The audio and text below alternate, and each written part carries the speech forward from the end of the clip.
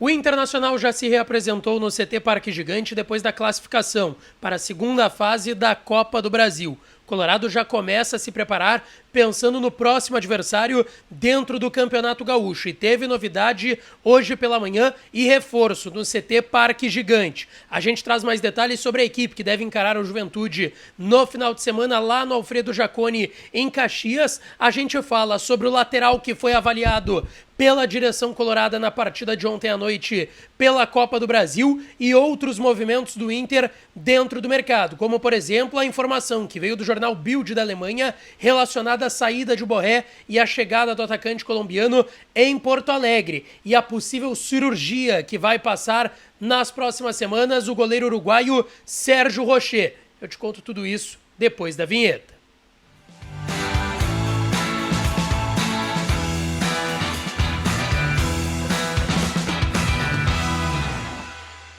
Fala, minha rapaziada, sejam bem-vindos a mais um vídeo aqui no canal Lucas Dias Repórter e nesse conteúdo. Todos os detalhes que aconteceram e informações importantes que vocês precisam saber desse dia 29 de fevereiro no noticiário do Internacional. Antes, não te esquece, deixa o teu like, te inscreve no canal, ativa as notificações para aqui que dá uma força enorme pra gente seguir com os conteúdos no canal. E é claro que esse conteúdo e todos os outros têm o apoio, o oferecimento de KTO.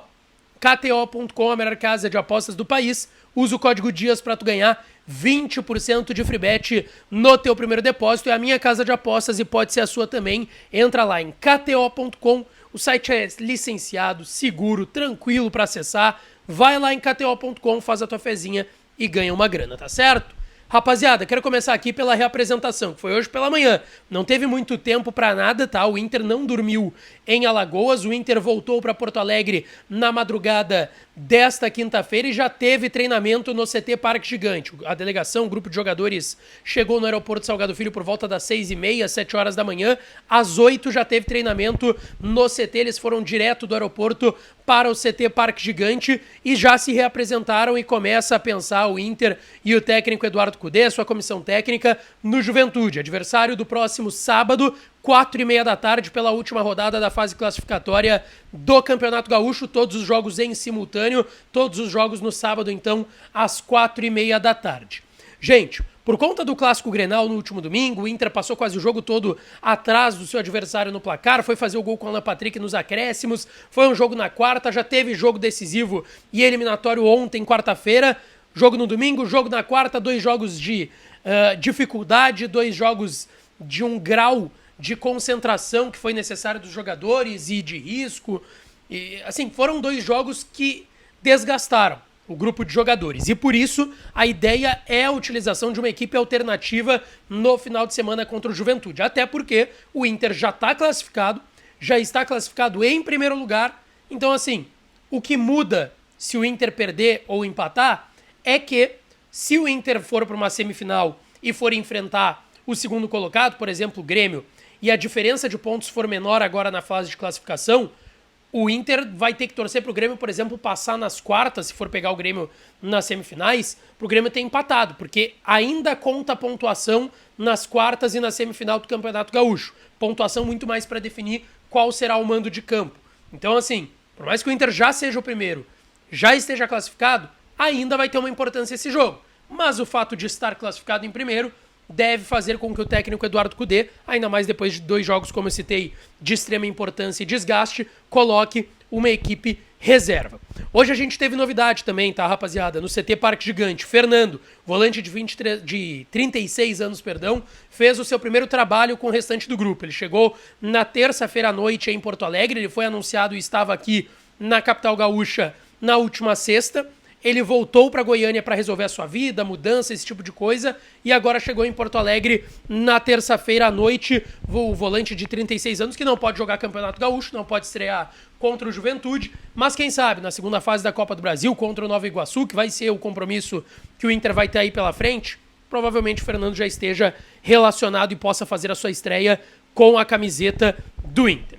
Gente, ainda na repercussão do que foi o jogo ontem, muita gente mandou mensagem, muita gente perguntou, isso tomou conta das redes sociais nas últimas horas, em relação a uma possível contratação do lateral esquerdo Gabriel Feliciano, de 22 anos, que está no Asa de Arapiraca. Para quem assistiu o jogo, Quem não assistiu, recomendo que assista, porque é um bom lateral. Jovem, 22 anos, de muito apoio, habilidade. Ele começou a carreira como meia atacante e se tornou, ao longo desse período, um lateral esquerdo. Para quem não conhece, ele começou a sua carreira no Palmeiras, em São Paulo. Depois passou por Ponte Preta, Figueirense, Curitiba, Grêmio São Carlense, até que ele ganhou um destaque maior no Bangu na temporada 2022. Volta para o Grêmio São Carlense, ele tinha ido por empréstimo para o Bangu e agora foi contratado pelo Asa, 12 jogos, 1 gol na temporada, é um lateral esquerdo bem ofensivo, como eu disse, começou a carreira como meio atacante. O Inter, de fato, gostou desse jogador, o Inter gostou do jogo desse atleta, e hoje pela manhã, início da tarde, agora ao longo do dia, eu conversei com algumas pessoas do Inter que disseram: Lucas, calma, a gente não fez nenhum contato, a gente não procurou o jogador, empresário, o Asa, nada até o momento, mas de fato, a gente gostou do jogo que ele fez, a gente passou esse nome para o nosso Centro de Análise e Prospecção de Atletas, o CAPA do Internacional, que analisa esses nomes antes do Inter contratar, passa para o Departamento de Futebol, enfim. É um dos braços para contratações que se tem no Inter, né? Tem o CAPA, pode ser uma indicação do Cudê, pode ser uma indicação de alguém do Departamento de Futebol, enfim. E o Inter gostou desse nome e está analisando. Nada além disso, não teve contato para contratar o jogador, enfim.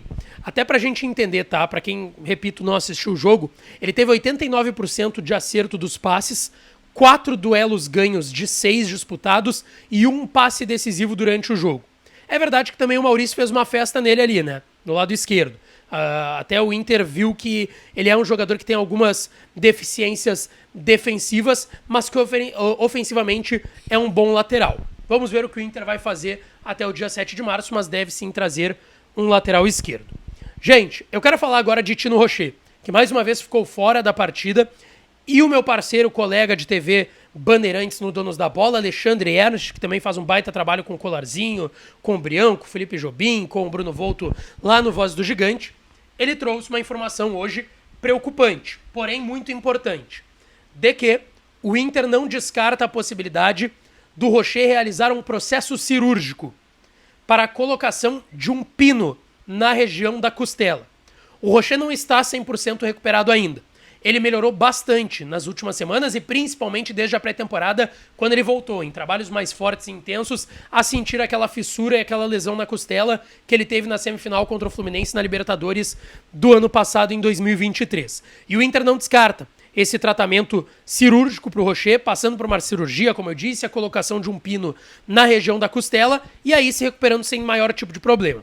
Ou tem o que o Rocher está fazendo agora, que é um trabalho preventivo, de recuperação, mas sem a necessidade da realização de uma cirurgia, o que afastaria ele mais um período importante e relevante dos gramados. O Rocher tem data FIFA esse ano com a seleção uruguaia, tem Copa América, que ele é o goleiro titular. Então, assim, também vai depender do que o jogador está pensando para o restante da temporada, mas o Inter não descarta essa possibilidade. Para a gente fechar, eu quero trazer aqui uma informação bem importante que veio do jornal Bild, da Alemanha, principal veículo, um dos principais veículos lá na Alemanha. E foi trazido sobre Borré, que sim, está contratado pelo Internacional, 6 milhões e 200 mil euros parcelados em 4 parcelas, cerca de 33 milhões de reais que o Inter vai desembolsar para pagar o Eintracht Frankfurt, que era o clube que ele estava, hoje ele está emprestado ao Werder Bremen, e o Inter está tentando a liberação dele agora até a próxima semana, para ele chegar até o dia 7 de março e já vestir agora a camisa do Inter no início, não perder início de Brasileirão, início de Copa do Brasil também.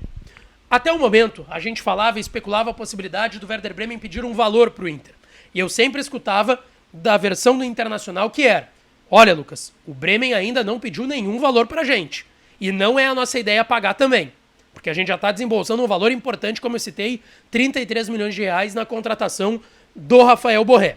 O Bild trouxe que, dentro das conversas que eu já citei aqui que acontecem entre Bremen, Frankfurt, jogador, staff e Internacional, o Bremen fez um pedido para o Inter nos últimos dias.